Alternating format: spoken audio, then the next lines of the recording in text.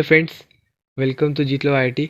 आज हम inorganic chemistry start करने वाले हैं। इनऑर्गेनिक केमिस्ट्री में आज के वीडियो में अपन बेसिक नॉलेज लेंगे इनऑर्गेनिक केमिस्ट्री के चैप्टर्स के बारे में कि कौन चैप्टर ज़्यादा इंपॉर्टेंट रोल प्ले करता है जेई के लिए, किस चैप्टर का जेई के लिए कैसा वेटेज है। ठीक है, तो चैप्टर्स के बारे में देखा जाए तो बेसिकली आप सब सुनते भी होंगे 11th में कि इनऑर्गेनिक काफ़ी टफ माना जाता है।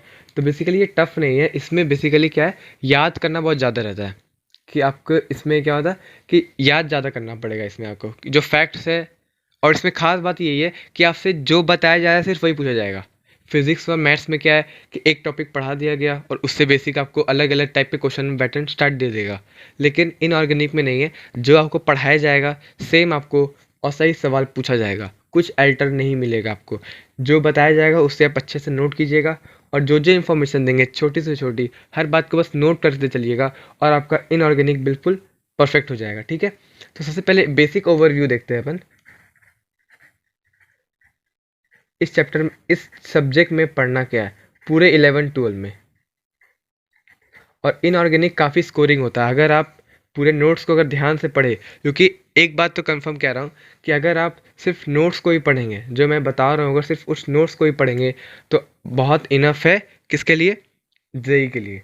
ठीक है, तो इसमें ओवर क्यों हुआ है कि जैसे एक चैप्टर है पीरियोडिक क्लासिफिकेशन, पीरियोडिक क्लासिफिकेशन ये हमारा पहला ही लेक्चर होगा, मतलब इसी पे अपन नेक्स्ट वीडियो से ऑनगोइंग वीडियो से पीरियोडिक क्लासिफिकेशन पे ही अपन डील करेंगे।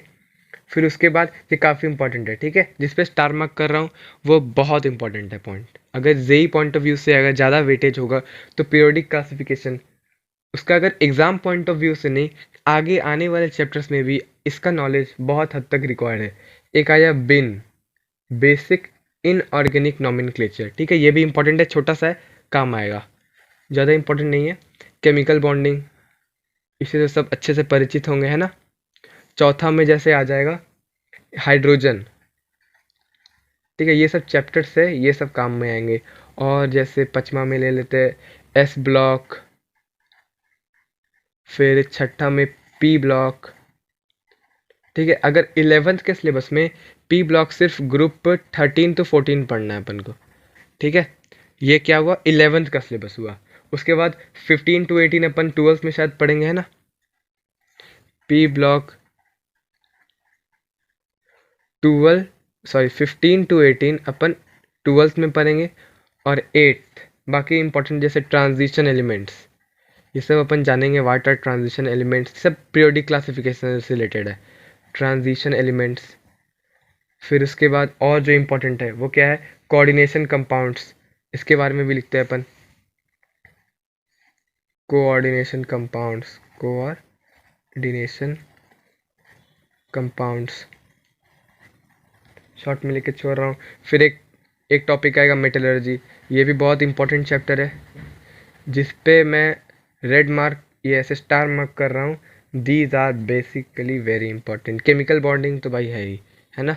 और एक 11th में आ जाएगा क्वालिटेटिव एनालिसिस, क्वालिटेटिव एनालिसिस। ठीक है, ये सब क्या है, काफ़ी इंपॉर्टेंट है।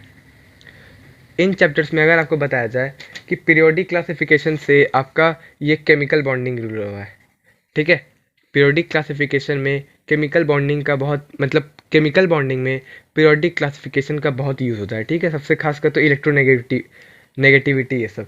ठीक है, फिर उसके बाद केमिकल बॉन्डिंग अगर आपको आता है या पीरियोडिक क्लासिफिकेशन आता है तो ये डायरेक्ट फिर एस ब्लॉक, पी ब्लॉक, ये सब में तुम्हारा इसका काम आ जाएगा। सारे केमिकल बॉन्डिंग में, कोऑर्डिनेशन कंपाउंड, ये सब में किसका काम आएगा, केमिकल बॉन्डिंग का। तो है ना important chapter chemical bonding. Chemical bonding को भी अपन 5-6 लेक्चर्स में, मतलब 5-6 पार्ट में पढ़ेंगे, अच्छे से एकदम डिटेल्ड में पढ़ेंगे। लेकिन अभी आगे के लिए क्या है, ये आपको बेसिक ओवरव्यू था, क्या पढ़ना है अपन को, अब आगे देखते हैं। ये जो पेज है आपके सामने, लिस्ट ऑफ एनायंस, ये क्या है आपको याद करना है। ठीक है, इसे आप नोट कर ले। वैसे तो मैं इसका नोट्स तो पीडीएफ फॉर्म में आपको लेक्चर डिस्क्रिप्शन में और टेलीग्राम पे पोस्ट कर दूंगा, लेकिन आप इसे हैंड राइटिंग से नोट कर ले और बिल्कुल आराम से धीरे धीरे करके लगभग 1 महीने के अंदर याद कर ले। ये 21 इधर है और नेक्स्ट पेज में आगे और भी है। सबसे पहले देख लेते हैं एनायंस। आपको बेसिकली पता होगा एनायंस क्या होती है, नेगेटिवली चार्ज आयंस।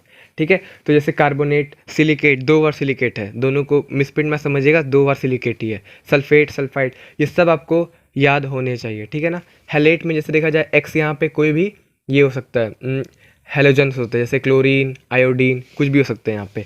ये सब आपको याद होने चाहिए और इसको अच्छे से नोट कर ले, ठीक है। नेक्स्ट पेज में आपको समझाता हूँ, या इसका स्क्रीनशॉट ले ले, या बेस्ट रहेगा आप पीडीएफ डाउनलोड कर ले। नेक्स्ट पेज देखते हैं, ठीक है। एक पेज वो हो गया और एक पेज ये पेज नंबर, इसमें टोटल 45 एनाइंस है।